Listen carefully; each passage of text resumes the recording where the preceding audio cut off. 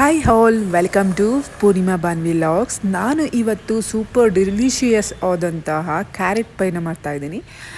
Usually ಈ carrot ಪೈಗೆ ಬೇಕಾಗಿರುವಂತಹದ್ದು ಮೇನ್ ಕೋರ್ಸ್ ಕ್ಯಾರೆಟು. ಅದನ್ನು ನಾನು ಒಂದು ಇಂಚಷ್ಟು ಸಣ್ಣ ಸಣ್ಣ ತುಂಡುಗಳಾಗಿ ಮಾಡಿಟ್ಕೊಂಡಿದ್ದೀನಿ. ಆ್ಯಂಡ್ ಇದನ್ನು ಒಂದು ಖಾಲಿ ಪಾತ್ರೆಗೆ ಹಾಕಿ ಅದಕ್ಕೆ ಬೇಕಾಗುವಂಥ ಅಂದರೆ ಅದು ಮುಳುಗೋವರೆಗೆ ಬೇಯೋದಕ್ಕೆ ಎಷ್ಟು ಬೇಕು ಕ್ವಾಂಟಿಟಿ ಅಷ್ಟು ಹಾಲನ್ನ ಹಾಕ್ಕೊಳ್ತಾ ಇದ್ದೀನಿ. ಆಲ್ಮೋಸ್ಟ್ ಒಂದು ಚಿಕ್ಕ ಗ್ಲಾಸಲ್ಲಿ ಮುಕ್ಕಾಲು ಗ್ಲಾಸ್ ಅಥವಾ ಒಂದು ಗ್ಲಾಸ್ನ ಹಾಕ್ಕೊಂಡ್ರೆ ಅದು ಮೋರ್ ದೆನ್ ಎನಫ್ ಅನಿಸುತ್ತೆ. ನಾನಿಲ್ಲಿ 3-4 ಕ್ಯಾರೆಟ್ನ ತೊಗೊಂಡಿದ್ದೀನಿ. ನಿಮಗೆ ಜಾಸ್ತಿ ಕ್ವಾಂಟಿಟಿಯಲ್ಲಿ ಬೇಕಂದರೆ ಜಾಸ್ತಿ ತೊಗೊಬೋದು. ಕ್ಯಾರೆಟ್ ಆಗಿರ್ಬೋದು, ಹಾಲಾಗಿರ್ಬೋದು. ನಾವು ಇದನ್ನು ಒಂದು 3-4 ವಿಷಲ್ ಬರ್ಸಿದ್ರೆ ಕ್ಯಾರೆಟು ನೀಟಾಗಿ ಬೆಂದಿರುತ್ತೆ. ಇಲ್ಲ ಅಂತಂದರೆ ನಾವು ಎಲ್ಲ ಕ್ಯಾರೆಟ್ನು ತುರಿದು ಕೂಡ ನಾವು ಹಾಕೊಬೋದು. ನಾನು ಈ ಥರ ಹಾಕಿದ್ರೆ ಆರಾಮಾಗಿ ಗ್ರೈಂಡ್ ಮಾಡ್ಬೋದು ಅಥವಾ ಹಾಗೆ ಸ್ಮ್ಯಾಶ್ ಮಾಡ್ಬೋದು ಅಂದ್ಬಿಟ್ಟು ಹಾಕ್ಕೊಂಡಿದ್ದೀನಿ. ಇಲ್ಲ ಅದೂ ಬೇಗನೆ ಆಗುತ್ತೆ ತುರಿದ್ರೂ. ನಮಗೆ ಯಾವ ಥರ ಕನ್ವೀನಿಯೆಂಟ್ ಆಗುತ್ತೋ ಆ ಥರ ಹಾಕ್ಕೊಂಡ್ರೆ ಬೆಟರ್ ಅನಿಸುತ್ತೆ. ಸೊ ಇದು ಕಂಪ್ಲೀಟಾಗಿ ವಿಷಲ್ ಹಾರಿದ ಮೇಲೆ ನಾನು ಹಾಗೇ ಒಂದು ಸ್ಪೂನಲ್ಲಿ ಹಾಗೇ ಕಟ್ ಮಾಡ್ತಾಯಿದ್ದೀನಿ. ಇದನ್ನು ನಾವು ಮಿಕ್ಸರಲ್ಲಿ ಒಂದು ಗ್ರೈಂಡ್ ಮಿಕ್ಸ್ ಮಾಡ್ಬೋದು. ಇದು ನಮ್ಮ ಮನೇಲಿ ಸ್ವಲ್ಪ ಪಲ್ಪ್ ಇದ್ದರೆ ಬಾಯಿಗೆಲ್ಲ ಸಿಕ್ಕಿದ್ರೆ ತುಂಬ ಚೆನ್ನಾಗಿರುತ್ತೆ ಅಂದ್ಬಿಟ್ಟು ನಾನು ಹೀಗೇ ಬ್ಲೆಂಡ್ ಮಾಡ್ತಾ ಇದ್ದೀನಿ. ಮಿಕ್ಸರಲ್ಲಿದ್ದರೆ ಇಫ್ ಇನ್ ಕೇಸ್ ಬೇಕಂತ ಅಂದರೆ ಮಿಕ್ಸರಲ್ಲಿ ಮಾಡಿಕೊಂಡು ಅದು ಸೂಪ್ ಥರ ತುಂಬ ಬ್ಲೆಂಡಾಗಿ ಅದು ಕೂಡ ಚೆನ್ನಾಗಿರುತ್ತೆ.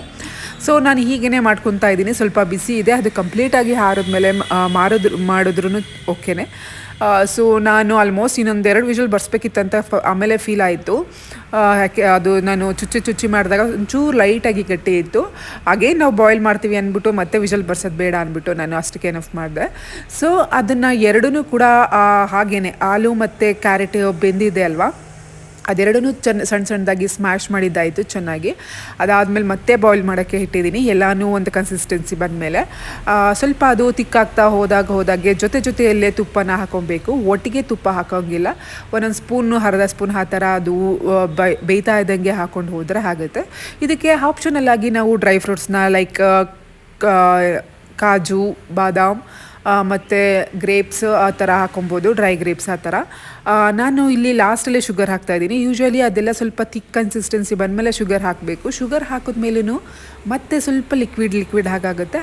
ಆವಾಗಲೂ ಸ್ವಲ್ಪ ಬೇಯಿಸೋಕ್ಕೂ ಏನು ತುಂಬ ಟೈಮ್ ಬೇಕಾಗಲ್ಲ ಆ್ಯಕ್ಚುಲಿ ಕ್ಯಾರೆಟ್ ಪೈ ಖಾರವಾಗಿ ಲೈಕ್ ಸ್ಪೈಸಿಯಾಗೂ ಮಾಡ್ಬೋದು. ಅದನ್ನು ನಾನು ನೆಕ್ಸ್ಟ್ ಮುಂಬೈ ಬರುವ ಲಾಗ್ಗಳಲ್ಲಿ ನಾನು ಮಾಡ್ತೀನಿ.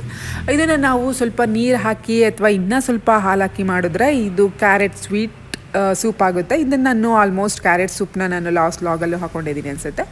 ಇದು ಪರಿಮಳ ಹೆಚ್ಚಿಸೋದಕ್ಕೆ ನಾವು ಸ್ವಲ್ಪ ಏಲಕ್ಕಿ ಕೂಡ ಹಾಕ್ಕೊಂಡ್ರೂ ಆಗುತ್ತೆ. ನಾನಿಲ್ಲಿ ಯಾವುದೇ ಥರ ಏಲಕ್ಕಿ ಆಗಿರ್ಬೋದು, ಡ್ರೈ ಫ್ರೂಟ್ಸ್ ಆಗಿರ್ಬೋದು ಏನೂ ಹಾಕಿಲ್ಲ. ನಾನು ಜಸ್ಟ್ ಪ್ಲೇನ್ ಕ್ಯಾರೆಟ್ ಪೈನ ಮಾಡ್ತಾಯಿದ್ದೀನಿ. ತುಂಬಾ ಚೆನ್ನಾಗಿ ಹೆಲ್ದಿಯಾಗಿ ಈಸಿಯಾಗಿ ರೆಡಿ ಆಗಿದೆ. ಆಲ್ಮೋಸ್ಟ್ ಇಷ್ಟು ಕನ್ಸಿಸ್ಟೆನ್ಸಿ ಬಂದಿದೆ. ಸೊ ಇದು ಆರೋದ್ಮೇಲೆ ಫ್ರಿಜ್ಜಲ್ಲಿ ಇಟ್ಟು ತಿಂದ್ರೂ ಚೆನ್ನಾಗಿರುತ್ತೆ with ice cream. And hot carrot pain ತುಂಬಾ ಚೆನ್ನಾಗಿರುತ್ತೆ, ತುಂಬಾ ಟೇಸ್ಟ್ ಕೊಡುತ್ತೆ.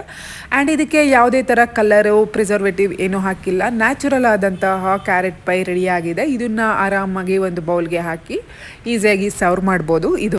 ಇದು ನನ್ನ ಮಗಳು ಇಷ್ಟಪಟ್ಟು ಪದೇ ಕೇಳಿಕೊಂಡು ಮಾಡುವಂತಹ ತಿನ್ನುವಂತಹ ರೆಸಿಪಿ. ಎಲ್ರಿಗೂ ಖಂಡಿತ ಇಷ್ಟ ಆಗುತ್ತೆ.